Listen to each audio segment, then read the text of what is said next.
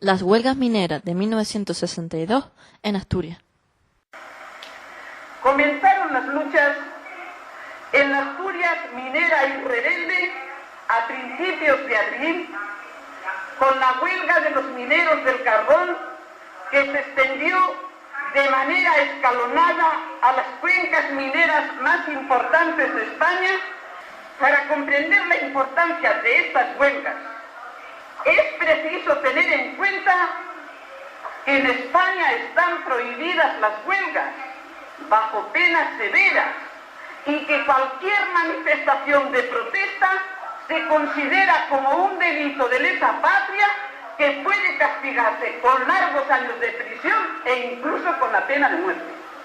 Pero, desbordada la paciencia de los obreros por las duras condiciones en que están obligados a vivir, se lanzaron a la calle a pesar del terror y de las violencias policíacas, siendo detenidos más de 1000 trabajadores y deportados varios centenares, pero estas medidas policíacas no intimidaron a los trabajadores. Al contrario, sirvieron para incrementar y extender más las huelgas, poniéndose con ello en evidencia y las grandes posibilidades de lucha que existen en nuestro país, como reiteradamente señalaba nuestro Partido Comunista, y que no serán desaprovechadas. Las luchas mineras siempre han sido un hito en el movimiento obrero en España. Los mineros han estado a la vanguardia de la lucha de clases, pues esta es inherente al propio nacimiento de la clase obrera en Asturias. Los obreros, provenientes de todos los puntos del territorio, se agruparon en torno al Nalón, cuya capital es Langreo y el Caudal, y cuyo centro es Mieres. Las primeras huelgas mineras fueron en Langreo en 1873 y en Mieres en 1879, fruto de los salarios ínfimos, la ultraexplotación, la inestabilidad en el puesto de trabajo y los accidentes continuos, que hicieron que ni las detenciones ni las deportaciones acabasen con las movilizaciones. Cuando en el 34 estalla la huelga en toda España, los mineros la convierten en una insurrección armada que pasará a ser conocida como la Revolución de Asturias de 1934. Durante 15 días toman Oviedo y las principales poblaciones, estableciendo una república popular. La represión posterior fue implacable. Más de 1000 mineros son fusilados y las tropas al mando de Franco siembran el terror en los pueblos mineros, masacrando a familias enteras. Sin embargo, esta lucha revolucionaria de la clase obrera prenderá finalmente en todos los rincones de España, culminando con la victoria del Frente Popular. En 1937, tras el golpe de Estado, los mineros vuelven a enfrentarse al fascismo, encabezando la lucha del Frente Norte. Tras el fin de la Guerra Nacional Revolucionaria, las siguientes décadas en la minería serán lo más parecido al infierno. Los mineros son obligados a trabajar más de 10 horas diarias y a hacer horas gratis los domingos para reponer las pérdidas ocasionadas al Estado en el 34 y el 37, con sueldos de miseria, rodeados de policía y guardia civil por todas partes y con 3 cárceles en una sola provincia. Son los años del terror. Tras años de sufrir la represión y la explotación franquista, en 1957 y 1958 tienen lugar 2 nuevas huelgas, una en el Pozo de María Luisa y otra en las minas de Carbones La Nueva.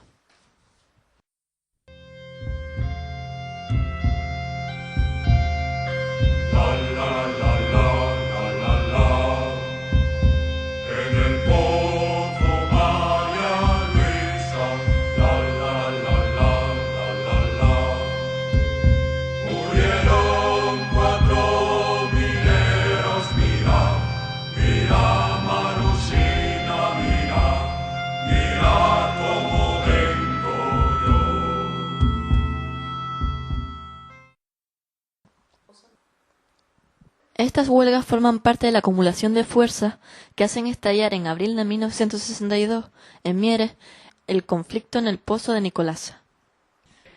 El detonante fue una protesta por los bajos salarios que tuvo como resultado el despido de 7 mineros.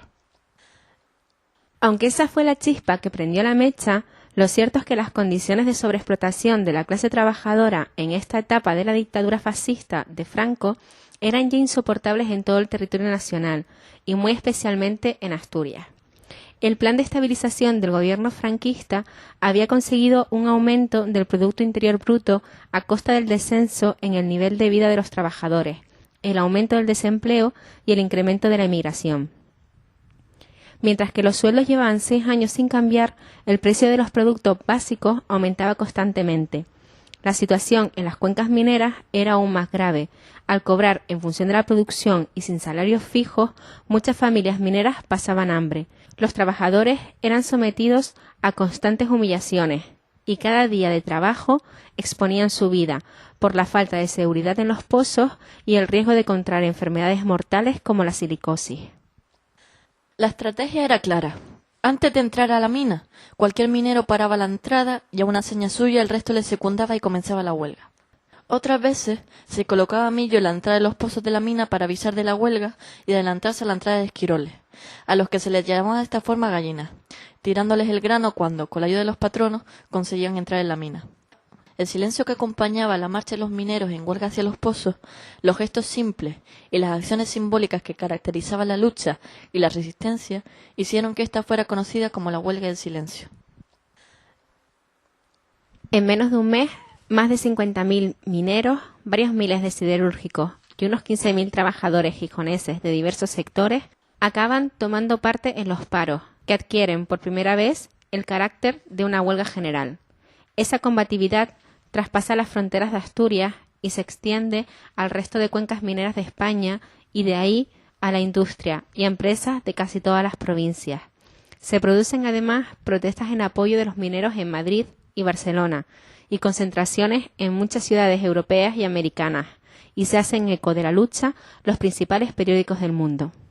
Era la primera vez que la clase obrera se planteaba de aquella forma ante el franquismo, dejaba de aceptar sus abusos y reivindicaba sus derechos como trabajadores.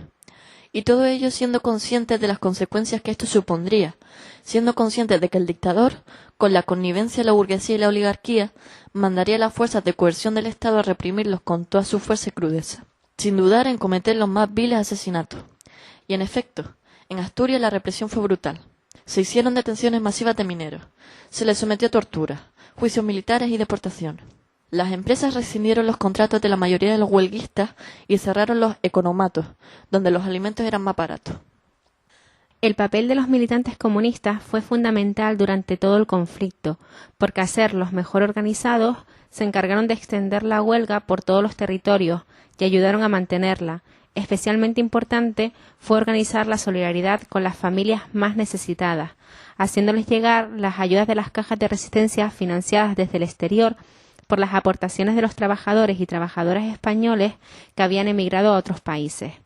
Uno de los coroneles fascistas que presidió el juicio militar a uno de los mineros detenidos les dijo: «Parece mentira, con la limpieza de comunistas que hemos hecho y todavía queda raíz». Durante estas huelgas, las mujeres de los mineros tuvieron un papel de marcada relevancia, convirtiéndose en verdaderas heroínas. Organizaban piquetes para apoyar a los mineros en los pozos o salían a la calle en manifestación desafiando a la Guardia Civil. Grupos de mujeres se sentaban en las vías del tren para parar los convoyes que llevaban el carbón y así detener la producción, mientras recibían los palos de la benemérita. Sembraban de millo los caminos que conducían a las minas para avergonzar por su cobardía a los esquiroles. Muchas de aquellas mujeres fueron detenidas, algunas torturadas, otras despedidas de sus puestos de trabajo y, en algunos casos, incluso fueron condenadas a penas de cárcel. El papel de las mujeres durante la huelga fue, en definitiva, de primer orden. Apoyando incondicionalmente a los mineros en su lucha, fueron no solo un apoyo moral esencial, sino un refuerzo táctico que evidenció el alto grado de unión y solidaridad entre los trabajadores y trabajadoras asturianos. El conflicto se desactiva casi 2 meses después como consecuencia de la subida de salarios por el aumento del precio del carbón.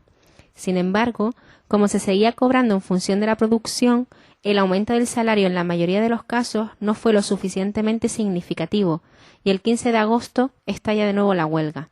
Y a pesar de que se extiende rápidamente por toda la cuenca minera asturiana, la menor receptividad de la población, la manipulación informativa, las discrepancias entre los mismos trabajadores y el escaso eco nacional e internacional lastraron la resistencia minera. Sin embargo, las huelgas mineras del 62 supusieron el principio del fin del régimen franquista. Al sembrar el camino que cambió la subjetividad de la clase obrera en España, Las huelgas mineras de ese año asestaron un duro golpe al régimen de represión y explotación de la dictadura fascista del general Franco.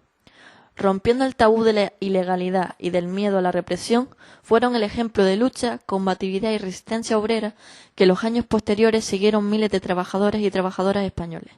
Los mineros siguen siendo, a día de hoy, un referente en la lucha de clases en toda España. Prueba de ello fueron las huelgas que protagonizaron en el 2012, fruto de la actual crisis estructural del capitalismo y del desmantelamiento que de este sector se quiere hacer por parte del proyecto imperialista de la Unión Europea. Las huelgas mineras del año pasado fueron un ejemplo para toda la clase obrera europea por su alto grado de combatividad. Unas huelgas que, al igual que en 1962, recordaron al resto de trabajadores y trabajadoras españoles que solo plantando cara a la explotación capitalista la clase obrera tendrá futuro. Hay una lumbre en Asturias que calienta España entera y es que se ha levantado toda la cuenca minera, toda la cuenca minera. Ale asturianos, que están nuestros destinos en vuestras manos.